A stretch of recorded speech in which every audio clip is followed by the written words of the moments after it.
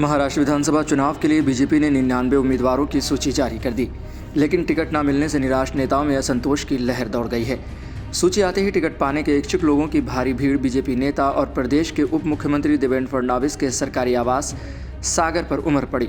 सागर पर भीड़ को देखते पार्टी में बगावत होने की संभावना बनती जा रही है। बगावत न हो और पार्टी मिलकर चुनाव लड़े, इसकी कमान महाराष्ट्र के प्रभारी भूपेंद्र यादव और सह प्रभारी अश्विनी वैष्णव ने थाम ली है, लेकिन स्थिति उनके नियंत्रण में भी नहीं दिख रही है। विधानसभा चुनाव में बीजेपी ने जिन इच्छुक लोगों को उम्मीदवारी नहीं दी है, जिन विधायकों के टिकट की घोषणा नहीं की है, वो लोग सोमवार से ही सागर निवास पर पहुंच रहे हैं। फडणवीस से मिलकर उन्होंने अपनी बात रख दी है। फडणवीस ने भी उनकी बात सुनकर उन्हें आश्वासन दिया और सब रखने को कहा है। साथ ही साथ कुछ लोगों को दूसरी जगह पर एडजस्ट करने का भरोसा दिया गया है। वहीं जिन लोगों को उम्मीदवारी मिल गई है, वो लोग पुष्प देकर फडणवीस का आभार प्रकट करने के लिए भी आ रहे हैं।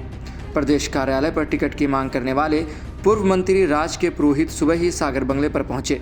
वो कोलाबा या फिर मुंबा देवी से चुनाव लड़ना चाहते हैं। पहली सूची में बोरीवली के विधायक सुनील राणे का नाम की घोषणा नहीं की गई। उनके नाम को लेकर पूर्व सांसद गोपाल शेट्टी का विरोध है। वो खुद ही विधानसभा चुनाव लड़ना चाहते हैं। बताया जाता है कि फडणवीस और राणे के बीच लंबी मुलाकात हुई। पहली लिस्ट में वर्सोवा की विधायक भारती लवेकर का नाम भी नहीं है। पहली सूची में नाम नहीं आने की शिकायत लेकर पहुंची थी।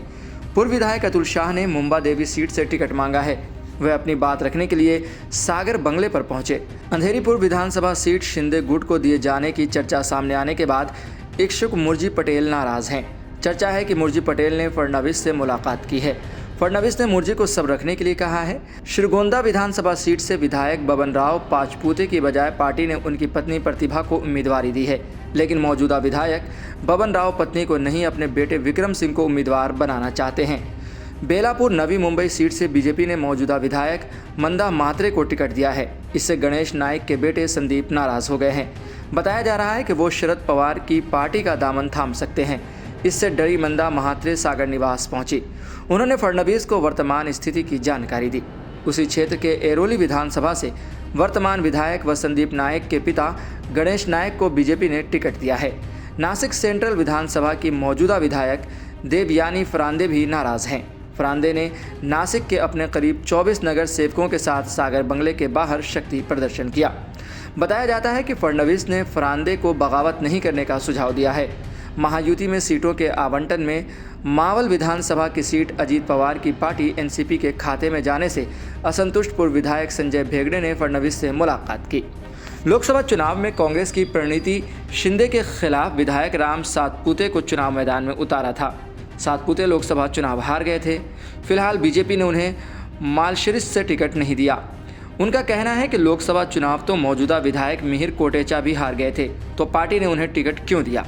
फिर पार्टी उनके साथ भेदभाव क्यों कर रही है? जिस तरह कोटेचा को टिकट दिया गया है, उसी तरह से उन्हें भी टिकट मिलना चाहिए। अपनी मांग को लेकर उन्होंने फडणवीस से मुलाकात की। महाराष्ट्र में अभी तो यह शुरुआत है। आने वाले समय में और भी बहुत कुछ देखने को मिल सकता है।